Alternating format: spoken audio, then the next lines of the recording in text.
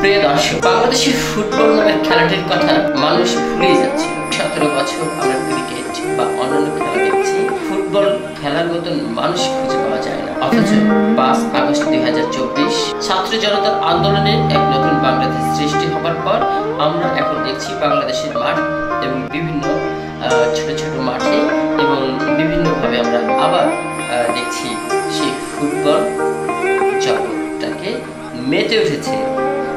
ছোট শিশু থেকে শুরু করে বৃদ্ধ পর্যন্ত ফুটবলের খেলার প্রতি মেতে উঠেছে। বাংলাদেশ জাতীয়তাবাদী দলের ক্রীড়া বিষয়ক সম্পাদক এবং ঢাকা 16 আসন সংসদ সদস্য পদপ্রার্থী আমিনুল হক নিজে এক সুনামধন্য ফুটবলার। তাই আজকে সে চেষ্টা করছে সারা বাংলাদেশে ছড়িয়ে দেওয়ার জন্য এই ফুটবল জগৎটাকে মেতে উঠুক ছোট বড় সবাই ফুটবলের খেলার প্রতি। আগে একটি জার্সি কিনতে পাওয়া যেত না, আর এখন একটি জার্সির দাম অনেক টাকা দিয়ে কিনতে হয়। ঢাকায় পল্লবীতে হিল্লোল যুব সংঘ বিশাল আঙ্গিকে এক আয়োজন করেছে ফুটবল টুর্নামেন্ট 2025। হিল্লোল যুব সংঘ সভাপতি মোহাম্মদ শামসুল আরিফ বিপুর সভাপতিত্বে 9 আগস্ট 2025 বিকেল 4:00 পল্লবী ঈদগাহ মাঠে ফাইনাল খেলা মেতে ওঠেন। 9 আগস্ট 2024 বিকেল 4:00 পল্লবী ডি ব্লক ঈদগাহ মাঠ প্রাঙ্গণে হিল্লোল যুব সংঘে ফুটবল টুর্নামেন্টের ফাইনাল খেলা। এই খেলায় অংশগ্রহণে আছেন শহীদবাগ 40+ এলাকা ও এলাকার বাইরের বিভিন্ন দর্শক সারিতে বসে আছেন বিভিন্ন খেলোয়াড় এবং সাধারণ মানুষ। প্রিয় দর্শক, এই খেলাতে অংশগ্রহণ নিয়েছে প্রধান অতিথি হিসেবে বাংলাদেশ জাতীয়তাবাদী দলের ক্রীড়া বিষয়ক সম্পাদক ও ঢাকা মহানগর উত্তর বিএনপি আহ্বায়ক ঢাকা 16 আসন সংসদ সদস্য পদপ্রার্থী আমিনুল হক। অনুষ্ঠানটি সভাপতিত্ব করেন হিল্লোল যুব সংঘের সভাপতি মোহাম্মদ শামসুল আরিফ বিপু। প্রিয় দর্শক, আমরা কথা বলছি হিল্লোল যুব সংঘের সভাপতি মোহাম্মদ শামসুল আরিফ বিপুর সাথে। আজকে আমাদের এই টুর্নামেন্টের প্রধান অতিথি ঢাকা 16 আসনের অভিভাবক, ঢাকা মহানগর উত্তরের আহ্বায়ক এবং বাংলাদেশ জাতীয়তাবাদী দল বিএনপি নির্বাহী কমিটির সদস্য আমিনুল হক ভাইয়ের তত্ত্বাবধানে তার নির্দেশনার জন্যই আমরা এই অনুষ্ঠানটি সুন্দর ও সফলভাবে সম্পন্ন করতে পেরেছি। আরও আমি ধন্যবাদ জানাই আমার প্রাক্তন জাতীয় দলের যে খেলোয়াড়রা ছিলেন, এর মধ্যে আলফাত ভাই, কাঞ্চন, কায়সার আহমেদ সহ যে প্রাক্তন খেলোয়াড়রা এসেছিলেন, ওনারা এখানে এসেছেন এবং ওনাদের জন্যই আমাদের এই টুর্নামেন্টটা সুন্দর এবং সার্থক হয়েছে। হিল্লোল যুব সংঘ কর্তৃক আয়োজিত সোনালী অতীতে পুজো হিল্লোল ফুটবল টুর্নামেন্টে আজকে গ্র্যান্ড ফাইনাল অনুষ্ঠিত হচ্ছে।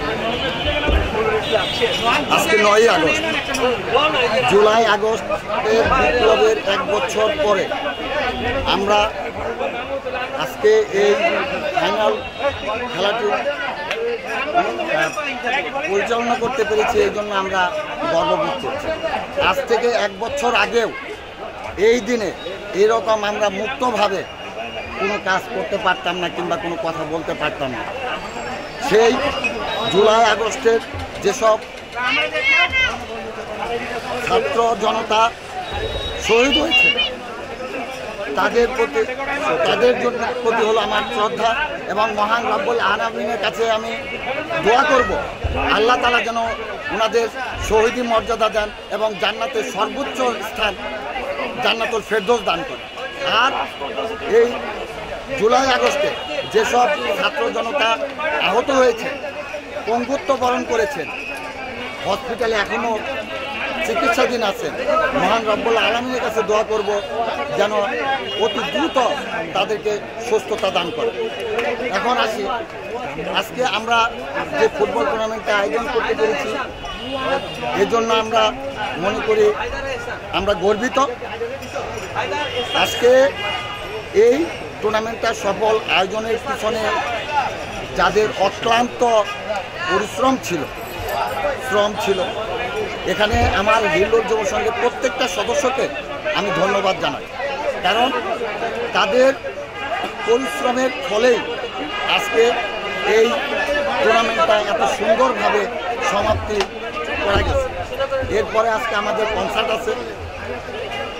টুর্নামেন্ট কমিটির আহ্বায়ক সদস্য সচিব, এরপরে যুগ্ম আহ্বায়ক সাইফুল ইসলাম মুক্তার, আমার রফিকুল ইসলাম রফিক, ট্রেজারার বাবু সহ প্রত্যেকটা সদস্যকে আমি আমার হৃদয় অন্তঃস্থল থেকে ধন্যবাদ জানাই। কারণ তাদের অক্লান্ত পরিশ্রমের জন্যই এই টুর্নামেন্টটা এত সুন্দর এবং সফলভাবে আমরা শেষ করতে পেরেছি। আমি ধন্যবাদ জানাই আমার ক্লাবের মেম্বার না, এরপরে যারা এই বাইরে থেকে আমাদেরকে পূর্ণাঙ্গ সহযোগিতা করেছেন, যে ভবিষ্যতেও আমরা ধারাবাহিকভাবে এরকম শুধু ফুটবল ক্রিকেট এর বাইরে হ্যান্ডবল, বাস্কেটবল এইসব টুর্নামেন্ট যদি আয়োজন করতে পারি, চেষ্টা করব সেই টুর্নামেন্টগুলি আয়োজন করার জন্য।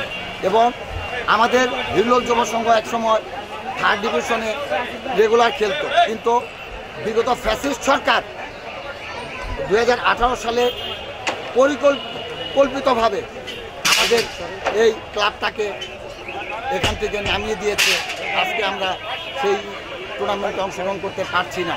ক্রিকেট বোর্ডের কাছে আমার নিবেদন থাকবে, আমাদের উপর যে অন্যায় করা হয়েছে সেই অন্যায়ে যেন আমরা সুবিচার পাই।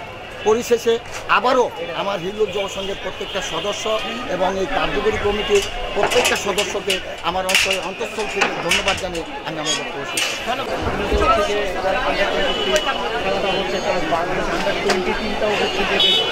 ইতিহাস গড়ার রাজনীতি আছে, মোটামুটি একটা টাইট ম্যাচ খেলতে পারলে কেমন দেখছেন আসলে আপনি নারী দল নিয়ে যতটা এগোচ্ছেন সেভাবে মেয়েরা আসলে কোন দলের প্রতি আপনি কতটা আশাবাদী হতে পারছেন?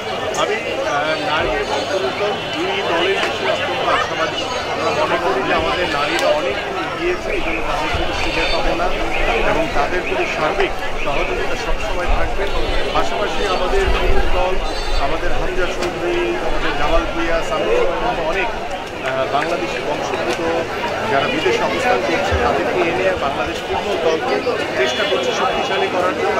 আমরা রাতারাতি কখনো ভালো কিছু অর্জন করতে পারবো না, বাট আমরা প্রত্যাশার জায়গাটা আমাদের তৈরি হয়েছে যে আমরা ভবিষ্যতে আমাদের পুরুষ ফুটবল দল যেভাবে আমাদের নারী ফুটবল দল এগিয়ে যাচ্ছে, পাশাপাশি আমরা আশা করি যে আমাদের পুরুষ ফুটবল দলও অনেক দূর এগিয়ে যাবে। কারণ বাংলাদেশের মানুষ অত্যন্ত খেলাপ্রিয় মানুষ এবং বিশেষ করে ফুটবলের প্রতি বাংলাদেশের মানুষের যে আশা আকাঙ্ক্ষা উৎসাহ উদ্দীপনা রয়েছে, সেই প্রত্যাশা পূরণের জায়গা থেকে আমাদের যখন মনে মুন্না ভাই সহ আমরা যখন ভেবেছি তখনকার যে ফুটবলের যে ক্রেজ ছিল, যে উন্মাদনা ছিল, আমরা বিশ্বাস করি যে লাস্ট যে একটি ম্যাচ হয়েছে আমাদের সিঙ্গাপুর এবং বাংলাদেশের ভিতরে, সেখানে বাংলাদেশের মানুষ আবারও প্রমাণ করেছে যে বাংলাদেশে ফুটবল সবচেয়ে জনপ্রিয় খেলা। পাশাপাশি আমরা সকল খেলাকে প্রমোট করার জন্য আশা করছি যে আমরা প্রত্যেকটি সেক্টর নিয়েই আমাদের নতুন করে ভাবার সময় এসেছে এবং আমরা বিশ্বাস করি আগামীতে এই বাংলাদেশের ক্রীড়াঙ্গন প্রত্যেকটি স্পোর্টসেই অনেক এগিয়ে যাবে এই প্রত্যাশা করছি। এবং পাশাপাশি আমাদের নারী ফুটবল দলের প্রতি আমাদের শুভকামনা রইল যে তাদের যে হাতছানি দিচ্ছে অনেক বড় সাফল্যের দিকে, আমরা সেদিকে সকলেই সজাগ থাকবো এবং তাদের প্রতি আমাদের শুভকামনা থাকবে। পাশাপাশি আমাদের পুরুষ দলের যে সামনে খেলাধুলো রয়েছে আমরা তাদেরকেও আমরা শুভকামনা জানাই। পাশাপাশি প্রত্যাশা করি যে বাংলাদেশের মানুষের যে চাওয়া রয়েছে, যে স্বপ্ন রয়েছে বাংলাদেশের পুরুষ ফুটবল দল নিয়ে, সেই স্বপ্নের কাঙ্ক্ষিত লক্ষ্যে তারা আমাদেরকে কিছুটা হলেও এগিয়ে দেবে এই প্রত্যাশা রয়েছে। দুটা প্রশ্ন, প্রথম প্রশ্ন থেকে কাপড়ের মধ্যে অনেক ধরনের কথা হচ্ছে, কীভাবে বাংলাদেশের এই তিনটা অ্যাডপ্ট করতে পারবে? দেখেন, আমরা প্রত্যেকটি কোচেরই নিজস্ব ধরন রয়েছে, সেই ধরন অনুযায়ী তিনি তার স্ট্র্যাটেজি অনুযায়ী আমাদের প্লেয়ার সিলেকশন করে তিনি মাঠে খেলান। কখনো জয় নিয়ে মাঠ ছাড়তে হয়, আবার যখন পরাজয়ের শিকার হই তখন কোচকে সহ খেলোয়াড়দের সমালোচনার শিকার হতে হয়। তো আমার কাছে মনে হয় যে আমরা কথায় কথায় যেটা ট্রেডিশন ছিল আমাদের বাংলাদেশের ফুটবলে, যখন আমি আমাদের সাথে এমিলি, আসামপুর, নানা কাঞ্চনরা খেলেছে, আমাদের 2 দিন পর পরই কোচ চেঞ্জ করতে হবে। আমরা এই ট্রেডিশন থেকে বের হয়ে এসে কোনো কোচের উপর আমরা আস্থা এবং বিশ্বাস রেখে আমাদের এগিয়ে যাওয়াটা সবচেয়ে। আচ্ছা, আরেকটা বলছেন, বাট আপনার যেহেতু ফুটবলের একটা আলাদা সত্তা আছে, ওই জিনিসটা জানতেই সামনে লিগ শুরু হচ্ছে, এবারে লিগে লিগের কিছু নতুন নিয়ম কানুন হয়েছে, দক্ষিণ এশিয়ার ফুটবলাররা লোকাল ফুটবলার হিসাবে খেলবেন, বিষয়টাকে কীভাবে দেখেন? এটা কি আসলে বৈশ্বিক পর্যায়ে বাংলাদেশের ফুটবলের স্ট্যান্ডার্ড একটা পর্যায়ে গেছে কিনা? আমরা অনেক ফুটবলারদের হাহাকার করতেও শুনছি যে আপনি আসলে আমরা বেসিক্যালি আমাদের লোকাল যে ফুটবলারদের যে পাইপলাইন সেটা টোটালি বন্ধ করে, কারণ আমাদের জেলা পর্যায়ে ওইগুলো হয় না, আমাদের ঘরোয়া ফুটবলটা ওইভাবে সমৃদ্ধশালী, মানে আমাদের যেসব বাংলাদেশে যে বাংলাদেশ লিগ যেটা হয় সেখানে আমাদের হয়তো বা হাতে 5-6টি টিম আছে যারা ভালো মানের দল করতে পারে, বাট অন্যান্য দলগুলোকে আসলে তারা সেই কাঙ্ক্ষিতভাবে তাদের ফাইন্যান্সিয়াল সাপোর্ট অন্যান্য সহযোগিতার অভাবে তারা কিন্তু সেই কাঙ্ক্ষিতভাবে ভালো দলটি প্রসেস করতে পারে না। সেই জায়গাতে আমরা যখন সাউথ এশিয়ার ভিতরে যারা খেলোয়াড় রয়েছে তাদেরকে যখন উন্মুক্ত করে দিচ্ছি, আমার কাছে মনে হয় যে আমরা বেস্ট ট্রাই, এটা একটা ভালো দিনও আসতে পারে যে অন্যান্য যে ভালো ক্লাবগুলো যাতে নতুনভাবে গড়ে উঠতে পারে আমরা সেটা প্রত্যাশা করি। পাশাপাশি সাউথ এশিয়ানের যে খেলোয়াড়রা খেলবে এক কেন্দ্রিক যাতে না হয়, আমাদের সেই খেলোয়াড়দের একটি ব্যারিয়ার থাকা উচিত যে এক একটি দলে কয়জন করে খেলোয়াড় নিতে পারবে, সব দলেই যাতে সেটা বন্টন করতে পারে এবং অন্যান্য নিচু সারি যে দলগুলো রয়েছে তাদের যে আর্থিক সচ্ছলতার প্রয়োজন সেটি অপার বাংলাদেশের নজর দেয়, তাহলে আমরা ফুটবলের যে প্রেস রয়েছে যে ভারসাম্য রক্ষা করা উচিত এবং ফুটবলকে পিছন থেকে যেভাবে আরও এগিয়ে নেওয়া উচিত সেটা আমি বিশ্বাস করি। এই আয়োজনটা নিয়ে যদি আমাদের আসলে সোনালী ঐক্যের জেলা আমাদের এই ঈদগাহ মাঝে পল্লবী এলাকা আল্লাহ রহমতে আমরা যেভাবে ডে ওয়ান আপনারা যে সোনালী ঐক্যের বিভিন্ন যে ফুটবল টুর্নামেন্টটি অনুষ্ঠিত করেছে, আমি বিশ্বাস করি ফাইনালের মধ্যে দিয়ে আজকে শেষ হয়েছে। এখানে বাংলাদেশের সকল লেজেন্ডারি ফুটবলার খেলেছে, আরবানিয়া থেকে শুরু করে আমদার থেকে শুরু করে অনেক লেজেন্ডারি ফুটবলার এখানে খেলেছে। আমি বিশ্বাস করি এই ধরনের আয়োজন প্রত্যেকটি নিজ নিজ এলাকায় যদি আমরা এইভাবে করতে পারি তাহলে আমরা আমাদের যুব সমাজ আমাদের ভবিষ্যৎ প্রজন্মকে একটি বার্তা দিতে পারবো যে আপনারা মাঠে আসুন, আপনারা মাঠে খেলাধুলা করুন, শারীরিকভাবে সুস্থভাবে গড়ে উঠুন নিজেকে, এবং আমরা ভবিষ্যতে আমরা প্রত্যেকটি এলাকার মাদকমুক্ত সমাজ করতে চাই এবং একটি সুন্দর সমাজ করতে চাই। সেই স্বপ্ন সেই প্রত্যাশা হলো আমার সকলের থ্যাংক ইউ। আপনি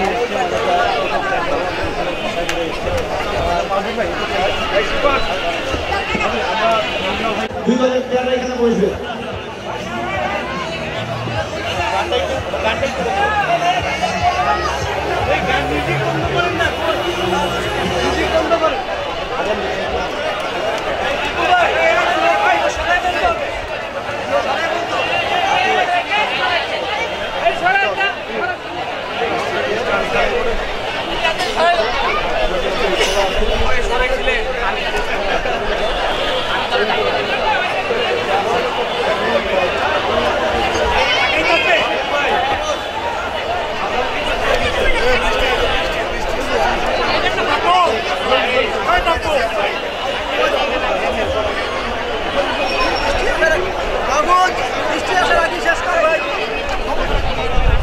সুপ্রিয় দর্শক, আপনাদের অসংখ্য ধন্যবাদ জানাচ্ছি। আমরা প্রথমেই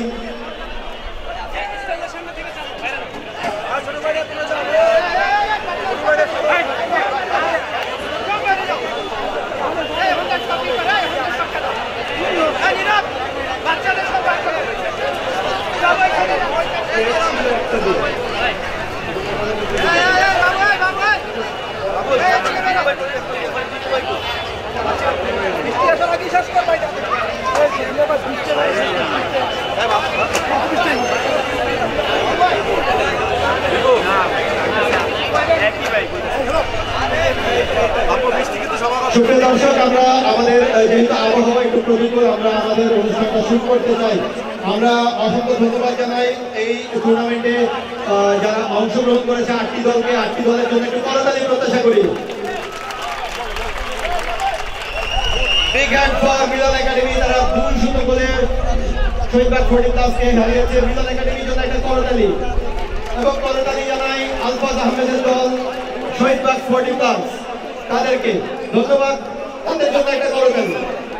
আমরা প্রথমে আমাদের প্রধান অতিথিকে একটু বরণ করে দেব, ফুল দিয়ে বরণ করে দেবেন আমাদের ক্লাবের সভাপতি, সাধারণ সম্পাদক এবং টুর্নামেন্ট কমিটির আহ্বায়ক।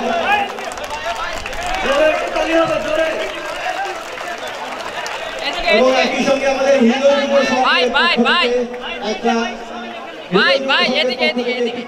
আমরা আমিনুল হককে দিতে চাই সাবজয়ী দলের কান্ডারি, বাংলাদেশের ফুটবলের কিংবদন্তি এবং বাংলাদেশের ফুটবলের তিন কাঠির ওয়াল যাকে বলা হয় আমিনুল ভাই। আমরা করতালি দিয়ে এই মুহূর্তটাকে একটু স্মরণ করি।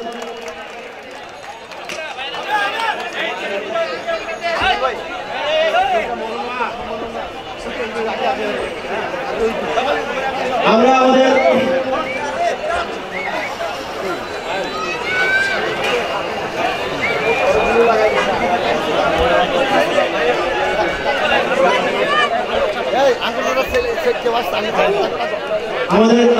মরণোত্তর সম্মাননা আমরা দিতে চাই আমাদের বাংলাদেশের ফুটবলের কিংবদন্তি মনির মুন্না, যিনি ঢাকা আবাহনীতে খেলেছেন দীর্ঘদিন, বাংলাদেশের ফুটবলের কিংব্যাক, দক্ষিণ এশিয়ার ফুটবলের কিংব্যাক এবং তিনি ইস্ট বেঙ্গলে দারুণ একটা সময় কাটিয়েছেন।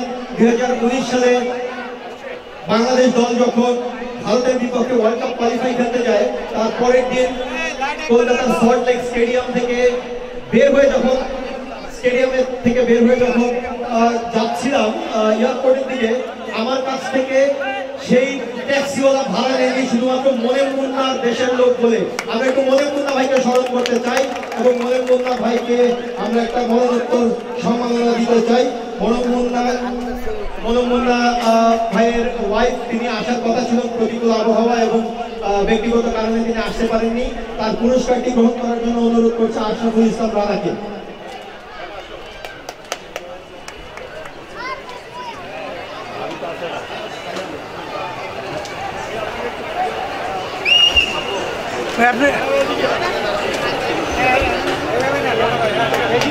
মনির মুন্না রানা ভাই তার পক্ষ থেকে গ্রহণ করবেন। আমাদের অত্র এলাকার ফুটবলের যার হাত ধরে একটা অনন্য উচ্চতায় পৌঁছেছিল, যিনি পাকিস্তান জাতীয় দলে খেলেছিলেন, পরবর্তী সময় স্বাধীনতা পরবর্তী সময় 1972 থেকে 74 সাল পর্যন্ত বাংলাদেশের ফুটবলের লেফট উইং এ এবং লেফট উইং ব্যাকে একটা দারুণ সময় কাটিয়েছেন। আমরা হয়তো অনেকেই তাকে চিনি না, তিনি আমাদের এলাকার গর্ব এবং তিনি 1968 সালে ইপিআইডিসি, 1968-69 সালে পাকিস্তান জাতীয় দল, 69 সালে মোহামেডান, 70 সালে মোহামেডান এবং স্বাধীনতা পরবর্তী সময়ে বাংলাদেশ জাতীয় ফুটবল দল হয়ে ওয়ান্ডারার্স মোহামেডান হয়ে 76 সালে পিডিবিতে চাকরির সুবাদে তিনি তার ক্যারিয়ার শেষ করেন। আমরা সকলেই তাকে কেউ দাদা বলে জানি, কেউ বলি ভাই, কেউ বলি কাকা, কেউ বলি আঙ্কেল। তিনি আমাদের আঙ্গুর দাদা। আঙ্গুর দাদার পরিবার আমাদের হাতে আছেন। আঙ্গুর দাদার পরিবারকে একটু আমন্ত্রণ জানাচ্ছি, আপনারা একটু কাইন্ডলি আমাদের এই ক্ষুদ্র সম্মাননাটি গ্রহণ করবেন। আঙ্গুর দাদার নাতি এবং তার যেই দুই সন্তান, তারা দুজনেই ফুটবলার ছিলেন এক সময়, সামহাও তাদের খেলা কন্টিনিউ হয়নি। তাদেরকে সম্মানিত করতে পেরে আমরা নিঃসন্দেহে অত্যন্ত আনন্দিত। এবং লর্ড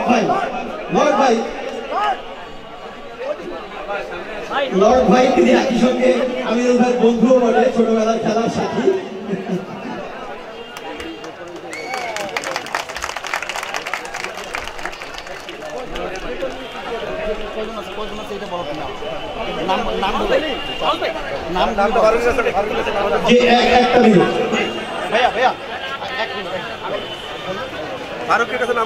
আসসালামু আলাইকুম। আমি সর্বপ্রথম আমাদের প্রধান অতিথি আমিনুল ভাই এবং যারা এখানে স্টেক হোল্ডার শুরু থেকে শেষ পর্যন্ত এই কার্যক্রমটা সম্পাদন করেছেন, তাদের সবাইকে ধন্যবাদ জানাচ্ছি এবং আমাদের পরিবারের পক্ষ থেকে কৃতজ্ঞতা প্রকাশ করছি। আমরা আরেকটা জিনিস বলতে চাই, সেটা হচ্ছে আমরা টোটাল বাংলাদেশে আমিনুল ভাইয়ের হাত ধরে বিগত 64টা একাডেমি গঠন করতে চাই। এটার উদ্বোধন ইনশাআল্লাহ আমিনুল ভাই মিরপুর থেকেই শুরু করবে, এই প্রত্যাশা ব্যক্ত করছি।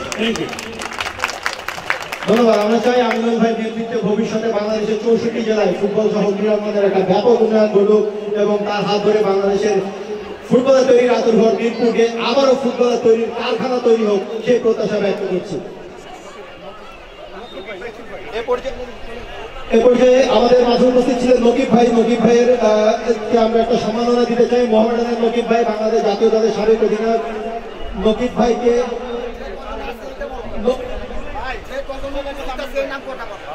আমরা নকিব ভাইকে একটু পরে দিচ্ছি। আমাদের সাথে আছে রুকনুজ্জামান কাঞ্চন। রুকনুজ্জামান কাঞ্চন বাংলাদেশের সাবজয়ী দলের অন্যতম সদস্য, বাংলাদেশ জাতীয় ফুটবল দলের অন্যতম কান্ডারি ছিলেন, এখনো ফিটনেস ধরে রেখেছেন।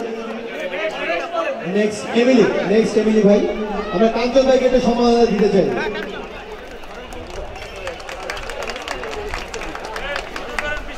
আমরা জাহিদ হাসান এমিলি ভাইকে একটু সম্মাননা দিতে চাই। বাংলাদেশের ফুটবলের আমিনুল আলফাজ পরবর্তী সময়ে বাংলাদেশের ফুটবলের স্ট্রাইকিং জোনে যিনি দুর্দান্ত ভাবে বাংলাদেশকে প্রতিনিধিত্ব করেছেন, এএফসি কাপ, বাংলাদেশ জাতীয় ফুটবল দল থেকে শুরু করে।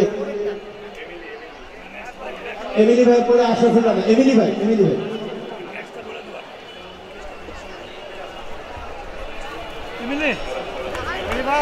আশরাফুল রানা, এরপরে আমাদের আশরাফুল রানা ভাই বাংলাদেশের আর্মি থেকে একদম আর্মির একদম কোর টিম থেকে একটা রিস্ক নিয়ে তিনি ফুটবলে এসেছিলেন, আর্মির চাকরি ছেড়ে। তারপর বাংলাদেশের ফুটবলে প্রায় 15 বছর 3 কাঠির নিচে তিনি বাংলাদেশ দলকে সার্ভিস দিয়েছেন। আশরাফুল রানা ভাই তিনি গত 2-3 মাস আগে অবসর নিয়েছেন। তার এই অনবদ্য অবদান বাংলাদেশের ফুটবলের জন্য আমরা ছোট্ট একটা সম্মাননা তাকে নিশ্চয়ই দিতেই পারি। আমাদের মাঝে আছেন আজাদ ভাই। মোমেন ভাই আমাদের অত্র এলাকার ফুটবলের একজন ক্রীড়া সংগঠক এবং একই সঙ্গে সাবেক ফুটবলার। আমরা মোমেন ভাইকে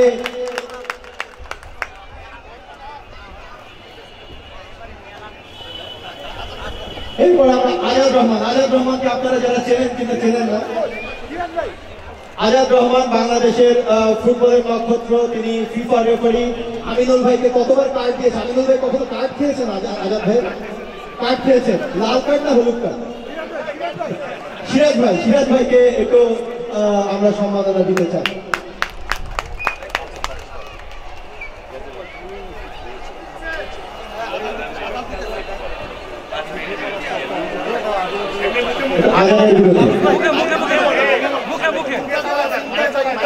আমাদের মাঝে আছেন ইমতিয়াজ ভাই। ইমতিয়াজ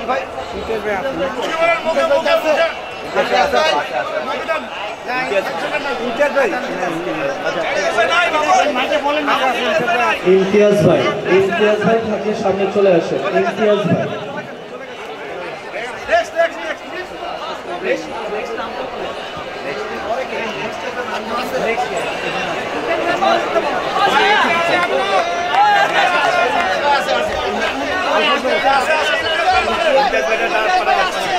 ইমতিয়াজ ভাই একটু মঞ্চে আসবে।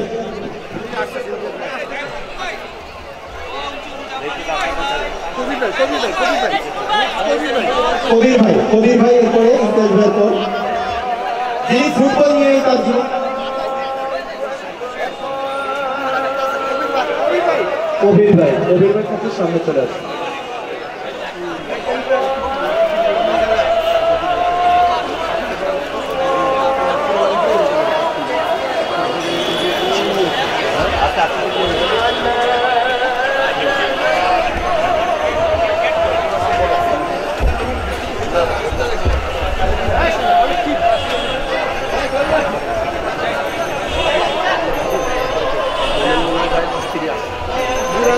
আমাদের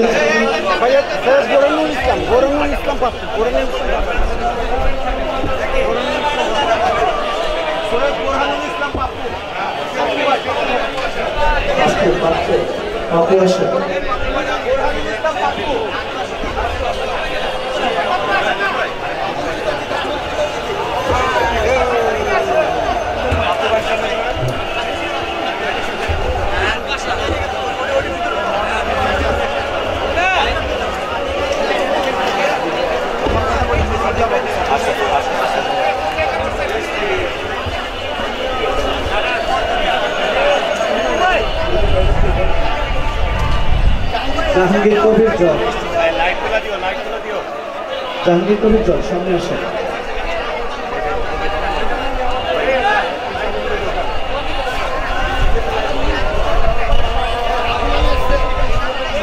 আব্দুল আমিন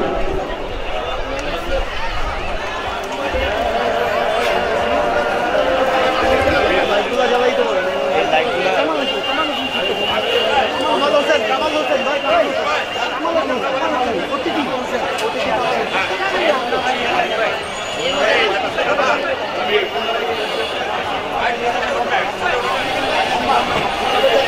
আচ্ছা বন্ধুরা ওদিকে আসতে বলেন,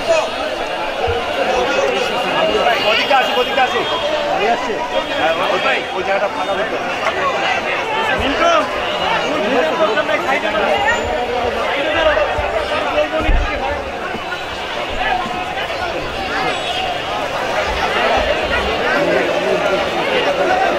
নাকি লাইট খুলে ফেলছে সব?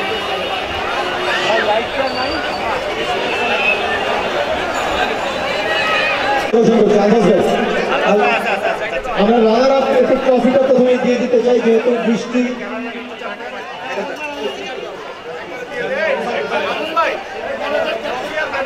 ট্রফি এবং মেডেল আলফাজ আহমেদ তিনি নিচ্ছেন প্রধান অতিথি কাম তার সতীর্থ ফুটবলারের কাছ থেকে।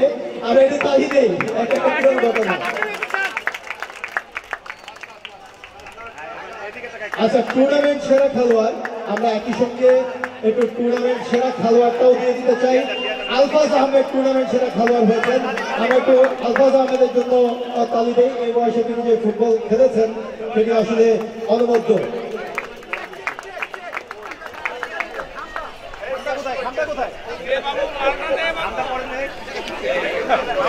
আমি ম্যাচ সেরা, আজকের ম্যাচ সেরা হয়েছেন আমাদের যেই রেফারি ছিলেন তার একটি অবজারভেশন ছিল। ম্যাচ সেরা হয়েছেন ক্রিকেট মিলন একাডেমির অধিনায়ক মিলনের দৃষ্টি আকর্ষণ করছে, একটু কাইন্ডলি আসবেন।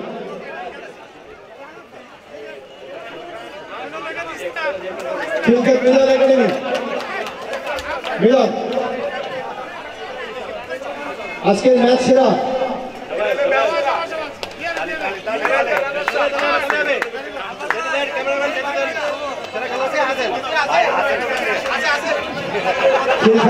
একাডেমির মিলন তিনি আজকে ম্যাচ সেরা হয়েছেন, দারুণ ফুটবল খেলেছেন, অত্যন্ত পরিশ্রমী ফুটবলার। আমরা মিলন একাডেমির ক্যাপ্টেন মিলনের জন্য একটা করতালি দিই।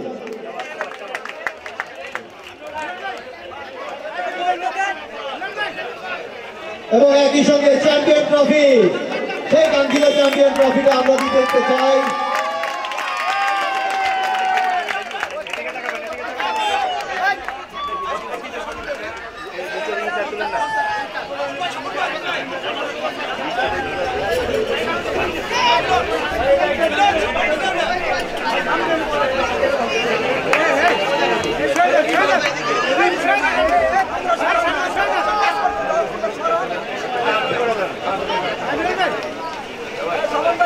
টুর্নামেন্টের ফাইনাল চ্যাম্পিয়ন মিলন একাডেমি, চ্যাম্পিয়ন প্রাইজ মানি 50,000 টাকা এই মুহূর্তে তুলে দেওয়া হচ্ছে।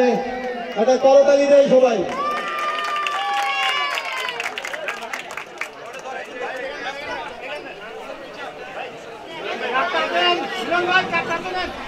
এবং আমি এই মুহূর্তে আমাদের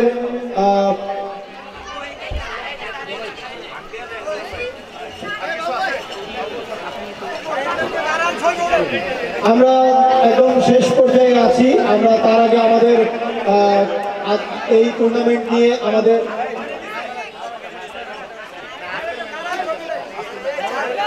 আজকে ম্যান অফ দ্য ম্যাচ পুরস্কার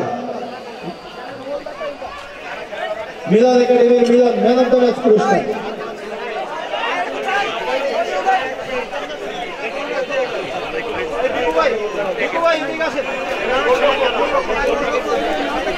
ম্যান অফ দ্য ম্যাচ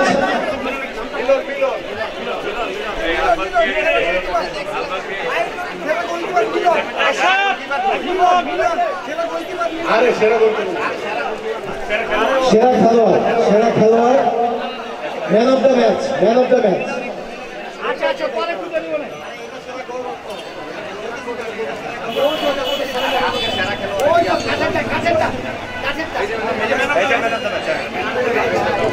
বিকু ভাই এদিকে আসবেন, 1 মিনিট একটুখানি শেষ করবেন একটু। বিকু ভাই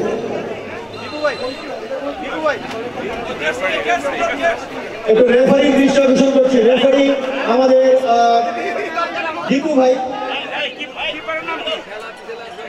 দৃষ্টি আকর্ষণ করছে আমাদের রেফারি। একটু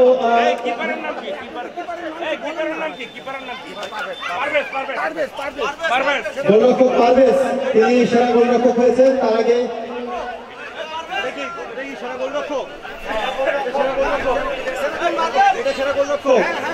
পারভেজের দৃষ্টি আকর্ষণ করছি, একটু কাইন্ডলি আসবেন, আমাদের অত্যন্ত ক্ষমা সুন্দর দৃষ্টিতে দেখবেন। আমাদের অনুষ্ঠানের যত আয়োজন ছিল তা একটু বিচ্যুত ঘটেছে প্রাকৃতিক দুর্যোগের কারণে। পারভেজ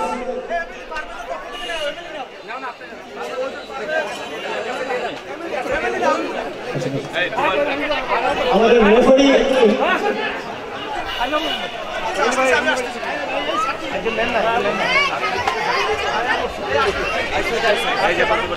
পারভেজ গোলরক্ষক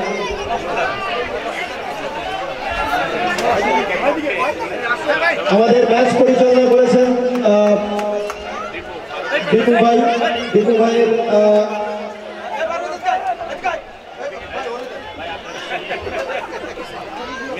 মিস করতে না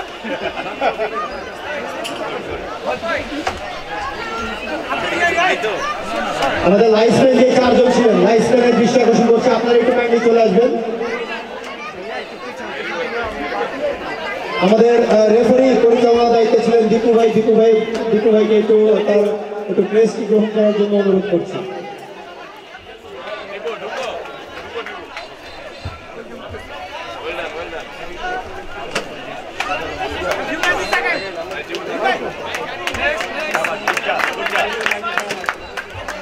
আমাদের লাইসম্যান যারা ছিলেন, লাইসম্যান মিলন, আরমান, রুবেল এবং মিজান,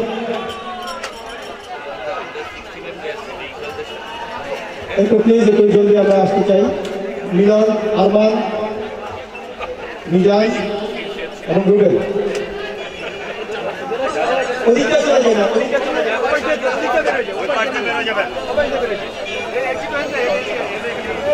বিপু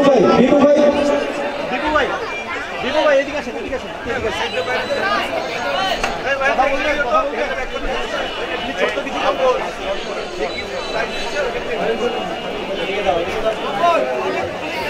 তো আমরা আমাদের এই অনুষ্ঠানের একদম শেষ পর্যায়ে আছি, পুরস্কার বিতরণী। এ পর্যায়ে আমাদের আজকের অনুষ্ঠানের মধ্যমণি বাংলাদেশের ফুটবলের কিংবদন্তি আমিনুল হক, তিনি অল্প কিছু কথা বলবেন। বিসমিল্লাহির রহমানির রহিম। সোনালী অতীতের খোঁজে ফিরল। আজকে তাদের এই উদ্যোগে একটি চমকপ্রদ ফুটবল ম্যাচ অনুষ্ঠিত হয়েছে। জয় পরাজয় বড় বিষয় না। আমরা আমার এই পল্লবী রূপনগর নির্বাচনী এলাকায়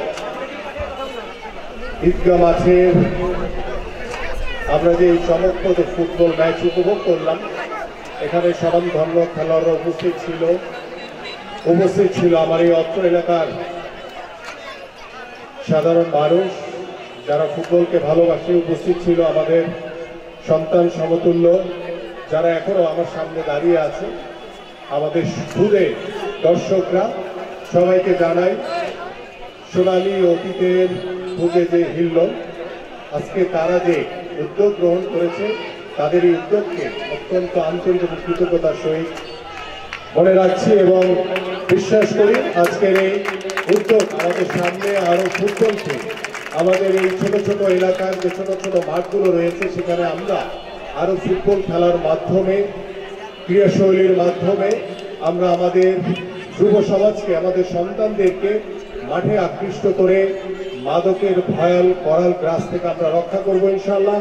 পাশাপাশি আমার এই পল্লবী রূপনগরে আমরা আশা করি আজকে এখানে ঈদগাহ মাঠে যে ফুটবল অনুষ্ঠিত হয়েছে, আমরা পরবর্তীতে নতুন কোনো খেলা নিয়ে আবারও আপনাদের সামনে উপস্থিত হব এই প্রত্যাশা ব্যক্ত করে বিজয়ী দলকে অভিনন্দন এবং বিজেপি দলকেও অভিনন্দন জানিয়ে এবং যারা মঞ্চে উপবিষ্ট রয়েছেন আমার সাথে এখানে স্বনামধন্য খেলোয়াড়রা রয়েছেন, আশরাফুল রানা, এমএলএ রতনুজ্জামান কাঞ্চন, আমাদের রেফারি আজাদ রহমান সহ এখানে আমাদের মহানগর বিএনপি নেতৃবৃন্দ রয়েছেন এবং আমার সামনে উপবিষ্ট আমার এই অত্র এলাকার দর্শক এবং আজকে এই সোনালী অতীতের খোঁজে হিল্লোল তাদের যে অর্গানাইজেশন, তাদের এই সকলকে যে এত চমকপ্রদ আয়োজনের মাধ্যমে আপনারা সকলেই এই এলাকার সকলের মন জয় করেছেন।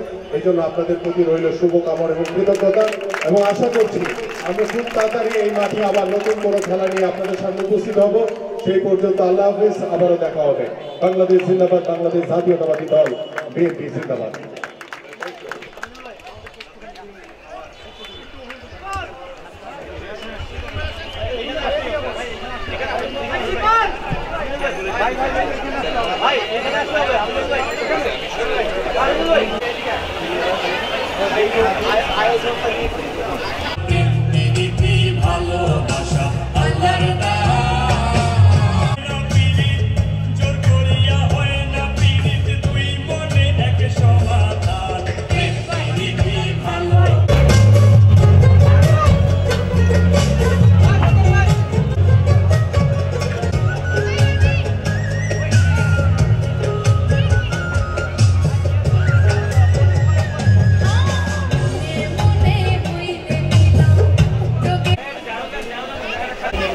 আজকে আমাদের যে নির্ধারিত প্রোগ্রাম ছিল তার দ্বিতীয় পর্ব শুরু হবে এখন এই কিছুক্ষণের মধ্যেই। দ্বিতীয় পর্বে একটি জমজমাট কনসার্ট, আপনারা সবাই কনসার্টটা উপভোগ করবেন। আর আমার সামনে যারা বসে আছেন আমি আপনাদেরকে রিকোয়েস্ট করব, এই বাউন্ডারির ভিতরে শুধু মহিলা এবং আমন্ত্রিত অতিথিদের জন্য এই বাউন্ডারির ভিতরে বসবেন আমাদের আমন্ত্রিত অতিথি এবং আমাদের অত্র এলাকার যে মা বোনেরা আছেন, আমাদের সন্তান, তাদের জন্য। কারণ এই কনসার্টে অনেক লোক আসবে। আমি চাই ওকে যে কাজে যার যার নির্ধারিত স্থানে সে গিয়ে বসবেন কিংবা দাঁড়াবেন। এরপর আপনারা এই কনসার্টটা উপভোগ করবেন। আশা রাখি আজকের যে কনসার্ট এটা আপনাদের ভালো লাগবে, আপনারা আনন্দ পাবেন এবং এটা মনে 6 নাম্বার লাগাইছে কিন্তু এখন 6 লাগাইবা এখানে ঠিক করতে পারবে। ঠিক আছে, ওকে। কতক্ষণ লাগবে?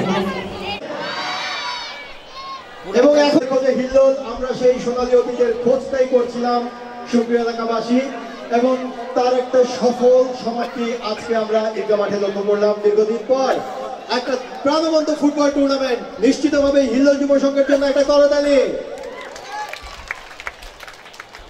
ফাইনালে ইতিমধ্যেই আপনারা জেনেছেন মিলন একাডেমি খিলক্ষেত তারা ট্রফি জয় করেছে এবং প্রাইজ মানি সহ ট্রফিটা নিয়ে খিলক্ষেতে চলে গেছে। তারা নিশ্চয়ই আজকে পার্টি করবে।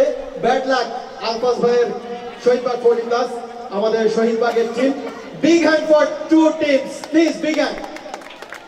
আমাদের মাঝে উপস্থিত আছেন এই মুহূর্তে, আমাদের কনসার্টটা শুরু হওয়ার ঠিক আগের মুহূর্তে একটু পরিচয় করিয়ে দিই। রোমান বিন ওয়ালি সাব্বির, বাংলার ম্যারাডোনা। শফিকুল ইসলাম মানিক, বাংলাদেশের সফল কোচ, সফল ফুটবলার এবং যিনি ডিফেন্ডার, বাংলার ওয়াল বলা হতো তাকে। তিনি জীবনে একটা লাল কার্ডও খাননি, একটা কার্ডও খাননি। কার্ড খেয়েছেন?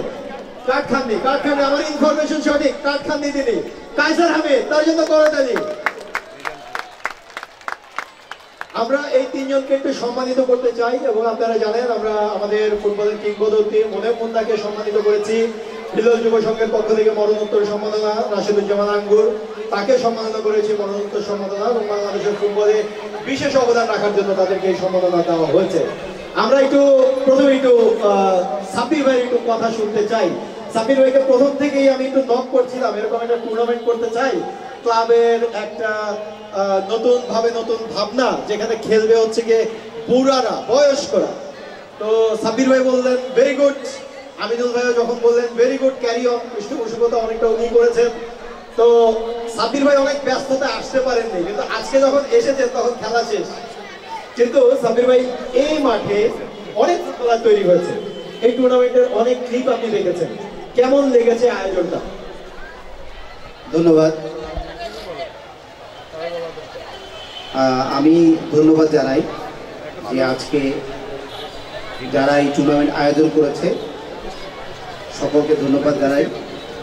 যে আয়োজনটা করার পরে সার্থকভাবে ফুটবল ফাইনালটাকে শেষ করতে পেরেছি। আমি মাহফুজকে বলবো যে অবশ্যই এটা ভালো একটা উদ্যোগ, তবে আমি বলবো যে সামনের বছর থেকে আমাদের সিনিয়রদের খেলা টুর্নামেন্ট করতে পাশাপাশি আমাদের ইয়াং জেনারেশন টুর্নামেন্ট করতে হবে। হ্যাঁ, আমি মনে করি যে আমাদের থেকে আমাদের ইয়াং জেনারেশন টুর্নামেন্ট করা দরকার। তো এর পাশাপাশি যদি ইয়াংদের টুর্নামেন্ট করা হয় তারা উজ্জীবিত হবে এবং তাদের ফুটবল খেলার সামনের দিনগুলিকে তারা এগিয়ে নিয়ে যেতে পারবে। আমি আবার এই হিল্লোল ক্লাবকে ধন্যবাদ জানাই এই টুর্নামেন্ট করার জন্য। ধন্যবাদ। আসসালামু আলাইকুম। বাংলাদেশের ফুটবলে অসামান্য অবদান রোমান বিন ওয়ালি সাব্বিরের। দেশের ফুটবলের গণ্ডি পেরিয়ে তিনি ভারতের কলকাতা মোহামেডান, মোহনবাগান বিভিন্ন ক্লাবে খেলেছেন। বাংলাদেশের মোহামেডানের সাব্বির ধীরে ধীরে হয়ে গেছে বাংলাদেশের ম্যারাডোনা। আমরা বাংলাদেশের ফুটবলে অসামান্য অবদান রাখার জন্য হিল্লোল যুব সংঘের পক্ষ থেকে রোমান বিন ওয়ালি সাব্বিরকে একটা ছোট্ট সম্মাননা স্মারক তুলে দিতে চাই। সম্মাননা স্মারকটি তুলে দিবেন হিল্লোল যুব সংঘের সভাপতি শামসুল আরিফ দীপু এবং সাধারণ সম্পাদক মারুফ আহমেদ দীপু। আমরা একটু বিগ হ্যান্ড করতালি দেই।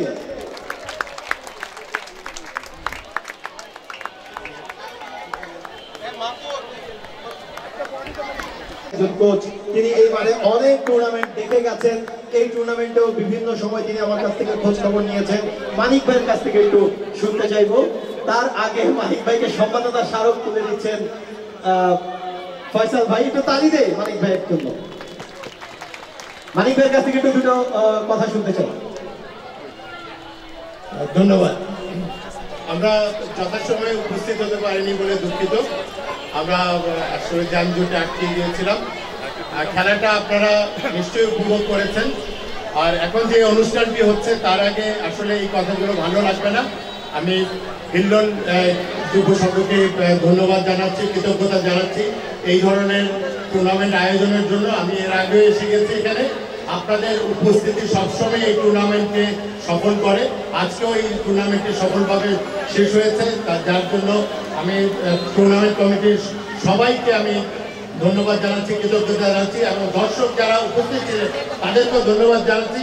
আগামীতে যাতে আপনারা আবার উপস্থিত হন এই টুর্নামেন্টকে সফল করার জন্য এবং উপভোগ করার জন্য আগাম আমন্ত্রণ জানাচ্ছি এই টুর্নামেন্টটি উপভোগ করার জন্য। ধন্যবাদ। আগামীতে আবারও আসবো ইনশাল্লাহ। আপনাদের ডিফেন্সের ওয়াল, তিনি কখনো লাল কার্ড খাননি। তাকে একটা সম্মাননা হিল্লোলের পক্ষ থেকে তুলে দিচ্ছেন আমাদের রিয়াজউদ্দিন আহমেদ পাপ্পু এবং মুক্তার ভাই। আমরা একটা তালি দেই কায়সার আহমেদের জন্য। কায়সার আহমেদ ভাই সোশ্যাল মিডিয়ায় খুবই অ্যাক্টিভ। তিনি অনেক সামাজিক যোগাযোগ মাধ্যমে অ্যাক্টিভ থাকেন। নিশ্চয়ই এই ছবিও চলে যাবে। কায়সার ভাই, আপনি এর আগেও টুর্নামেন্টের উদ্বোধনে এসেছেন, ওতপ্রোতভাবে জড়িত ছিলেন। কেমন লাগছে টুর্নামেন্টের ফাইনাল শেষ হলো, আয়োজন কেমন লাগছে? ধন্যবাদ সকলকে। প্রথমে আমি সবাইকে জানাচ্ছি সালাম। ছোট বড় মুরব্বিয়ান যারা উপস্থিত আছেন, আসসালামু আলাইকুম রহমতুল্লাহ বারাকাতুহু। সত্যি একটি প্রাণবন্ত একটি টুর্নামেন্টের সমাপ্তি ঘটেছে এবং এই টুর্নামেন্টের ফাইনালের পরে আজকে যে সাংস্কৃতিক অনুষ্ঠান হচ্ছে এটাতে সবাই এলাকাবাসী ভালোভাবে উপভোগ করবেন। তো একটু আগে যে আমার পূর্ববর্তী দুজন বক্তা বলে গেছেন যে আসলে এই সোনালী ঐতিহ্যের পাশাপাশি এখন ইয়াং স্টারদের উঠে আসার সময়। কারণ আমরা যখন রিটায়ার করি, আমি সাব্বির, তারপরে মুন্নার মতো খেলোয়াড়, আসলাম সহ আরও অনেকই ভালো ভালো খেলোয়াড় যখন রিটায়ার করি, পাইপলাইন থেকে কিন্তু তেমন খেলোয়াড় উঠে আসে। তো আমি আশা করবো যে এখানে যারা উদ্যোক্তারা আছেন কৌশল সংঘের, তাদেরকে অনুরোধ করবো যে আপনারা বয়সভিত্তিক যদি একটা টুর্নামেন্ট চালু রাখেন, আন্ডার 10, আন্ডার 12, আন্ডার 14, এখান থেকে যদি খেলোয়াড়রা উঠে আসে, অবশ্যই আমি বিশ্বাস করি যে এদের থেকে ভালো খেলোয়াড় উঠে আসবে এবং দেশ জাতির মুখ উজ্জ্বল করবে।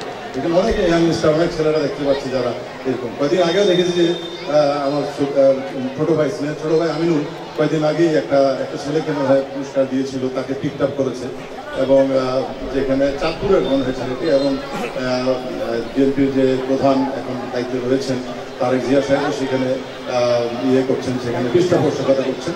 এই জন্য আমি অভিনন্দন জানাচ্ছি। এই ধরনের খেলোয়াড় যদি উঠে আসা যায় তাহলে আমার মনে হয় সেই মেসির মতো কিংবা রোনাল্ডো কিংবা নেইমারের মতো খেলোয়াড় বাংলাদেশ থেকে বেরিয়ে আসবে। আমি আর বিষয়ে জিজ্ঞাসা করবো না, কারণ সবাই অপেক্ষা করছে কখন গান শুরু হবে, কখন আনন্দ হবে। আমি সবাইকে আমার পক্ষ থেকে প্রাণঢালা শুভেচ্ছা অভিনন্দন এবং আয়োজন। কথা বলছি আজকে হিল্লোল যুব সংঘ আয়োজিত যে ফাইনাল খেলা, আজকে যে খেলায় পার্টিসিপেটে আছেন ইসাক, শিপন, একটু আপনার খেলা সম্পর্কে একটু জানতে চাই প্লিজ।